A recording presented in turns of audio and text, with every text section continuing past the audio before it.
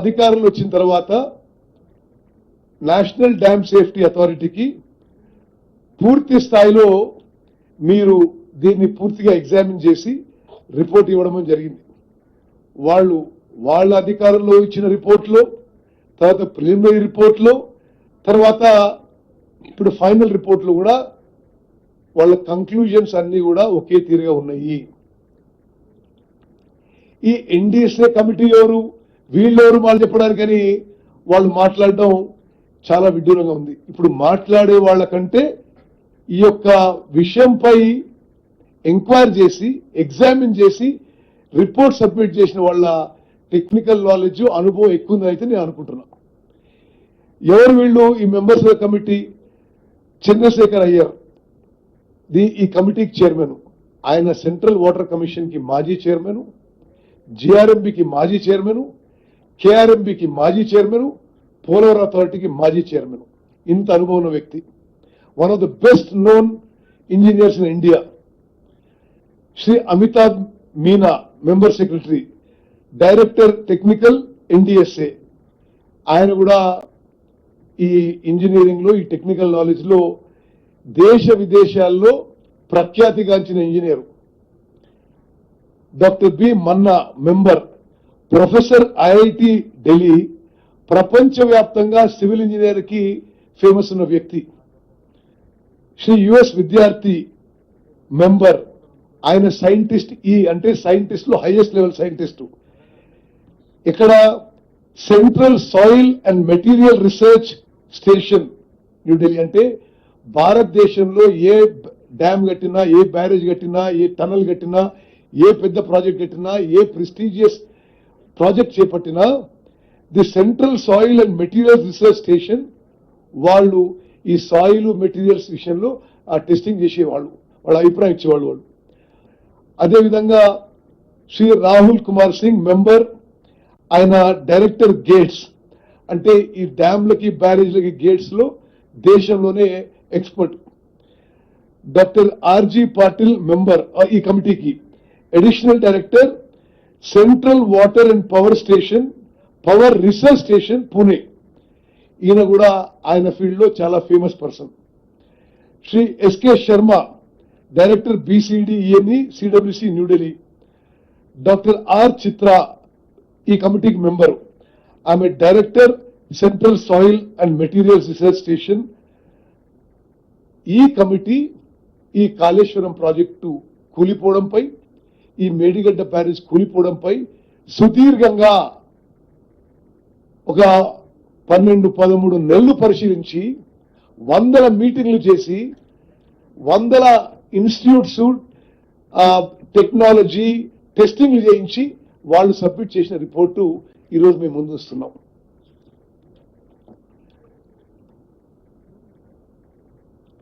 ఇప్పుడు ఈ మేడిగడ్డ బ్యారేజ్ విషయంలో ఆ సేలియెంట్ ఫీచర్స్ మీ అందరికి తెలిసినవే.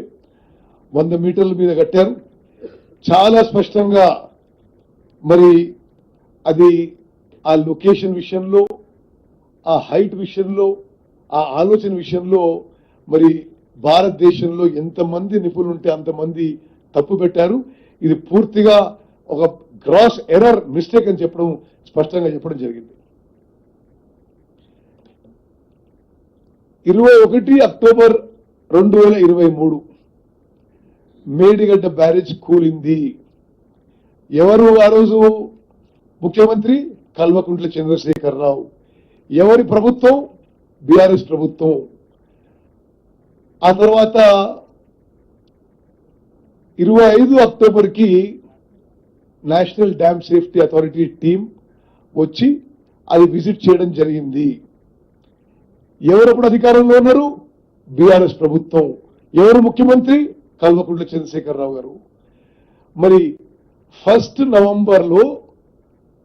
November NDSA has communicated the reasons for the sinking of the piers of Medigadda barrage to then Telangana government. అప్పుడు మేము అధికారంలో లేవు. వాళ్ళు ఉన్నప్పుడే వాళ్ళు రిపోర్ట్ సబ్మిట్ చేయడం జరిగింది. ఇది ఏమేమి తప్పులు జరిగినాయో ఆ నిర్మాణంలో స్పష్టంగా ఈ రోజు ఏం చెప్పిండ్రో ఆ రోజు చెప్పిన వాళ్ళు.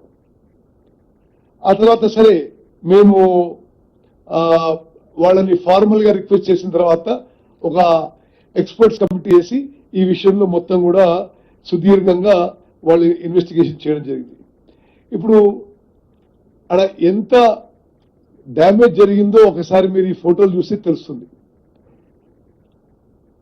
అసలు పూర్తిగా కుప్పకూలిపోయే పరిస్థితి.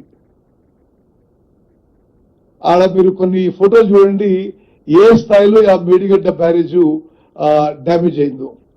పైన ఈ బ్యారేజ్ పైన ఉన్న బ్రిడ్జ్ కూడా కుంగిపోయిందంటే మరి ఎంత అలార్మింగ్ సిచ్యువేషన్ అర్థం చేసుకోవాలి. ఏ విధంగా డ్యామేజ్ జరిగిందో ఆ ఫోటోలు మళ్ళోసారి మీ ముందు అందరి ముందు వస్తున్నాను. అది ఒకసారి అందరికీ తెలవాలనే ఉద్దేశంతో. ఎంతవరకు వీళ్ళ నిర్లక్ష్యం, అసమర్థత, కక్కుర్తి అంటే ఆ బ్యారేజ్ ముందు కట్టిన కాఫర్ డ్యాము ఆ డెబ్రీ కూడా తీయలే, ఇనాగ్రేషన్ కూడా తీయలే, అట్నే నేను నీళ్ళు వదిలిపెట్టాను. దాంతో అది డ్యామేజ్ ఇంక్రీజ్ ఫర్దర్. అదేవిధంగా మీకు వాష్డ్ అవే సీసీ బ్లాక్స్ అవన్నీ కూడా మీకు చూపించడం జరుగుతుంది. ఇది ఈ శాండ్ పైపింగ్ హోల్ అనేది మీరు జాగ్రత్తగా గమనించండి. అంటే బ్యారేజ్కి ఇటుపక్క నుంచి గుంతలు పడి, రంధ్రాలు పడి, ఇటుపక్క నుంచి బ్యారేజ్ కింద నుంచి నీళ్లు పోయి అటుపక్కకు బయటకు వస్తూ బ్యారేజ్ మొత్తం కూడా వీక్ అయిపోయింది. ఇది లెఫ్ట్ సైడ్ బాటమ్ ఉన్నది మీరు చూడండి, శాండ్ పైపింగ్ హోల్. ఇట్లా అనేక రంధ్రాలు పడ్డాయి. అంటే బేసిక్ ఫౌండేషన్ వాజ్ వీక్. అదేవిధంగా మరి ఇతర ఫోటోలు కూడా ఒకసారి చూడండి.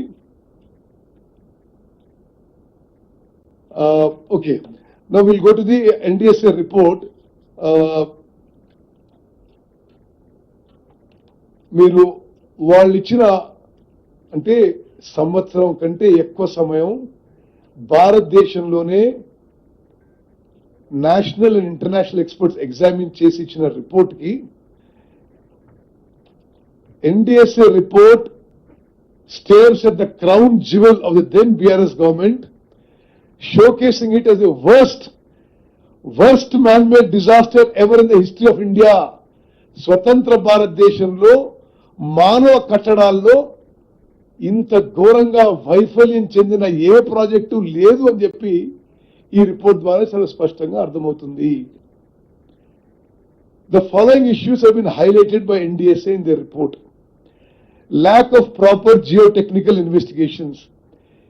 మరి సైంటిఫిక్ టెక్నికల్ నాలెడ్జ్ కాకుండా కనీసం అసలు అక్కడ సాయిల్ టెస్టింగ్ సరిగ్గా చేయలేదండి వీళ్ళు. ఆ ఆతృత ఏందో, ఆ తొందర ఏందో, ఆ కకృతి ఏందో, ఆ అసమర్థ ఏందో, ఆ అహంకారం ఏంటిదో, కనీసము ప్రాపర్ సాయిల్ టెస్టింగ్ చేయలేదు వీళ్ళు. Lack of proper geotechnical investigations, design deficiencies, construction defects, failure of modeling studies, structural distress. అంటే స్ట్రక్చర్ ఇప్పుడు కూలిపోయే పరిస్థితి, కొంత కూలిపోయింది, ప్రతిమే కూడా కూలిపోయే పరిస్థితి అనే విషయం. absence of quality control, అసలు క్వాలిటీ కంట్రోల్ అనే లేదు ఆ టైంలో. ఒక పెద్ద మనిషి ఇక్కడ కట్టు, ఇట్లా కట్టు, ఇంత సిమెంటే అంటే కట్టడమే.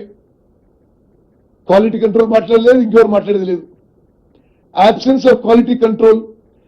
కట్టిన తర్వాత కనీసం ఆపరేషన్ అండ్ మెయింటెనెన్స్ కొంత ప్రొసీజర్ ప్రకారము ఆ ఫెయిలియర్స్ ని నిజాయితీగా ఒప్పుకొని కొంత ముందే చేస్తుంటే ఈ స్థాయికి రాకపోయేది. Operation and maintenance also totally failure.